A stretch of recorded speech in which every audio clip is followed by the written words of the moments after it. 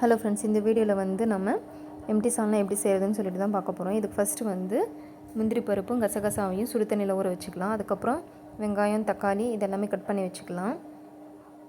Spices எல்லாமே எடுத்து வச்சுட்டு அதில் வந்து முக்கியமாக பெருஞ்சீரகமும் மிளகும் தேவைப்படும்.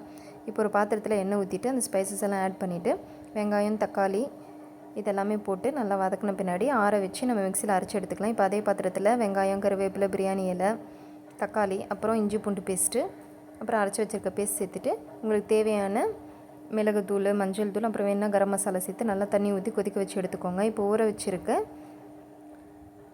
முந்திரி பருப்பு, கசகசாவோட தேங்காய் சேர்த்து நல்லா அரைச்சி அதுவும் ஊற்றிட்டு கொதித்த பின்னாடி ஆஃப் பண்ணிங்கன்னா நம்மளுடைய சூப்பரான எம்டி சால்னா ரெடி.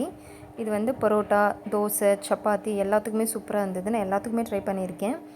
நீங்கள் கண்டிப்பாக இது ட்ரை பண்ணி பார்த்துட்டு எப்படி இருக்குன்னு சொல்லிட்டு கமெண்ட் பண்ணுங்கள். மறக்காமல் சேனலை சப்ஸ்கிரைப் பண்ணிக்கோங்க. பாய்.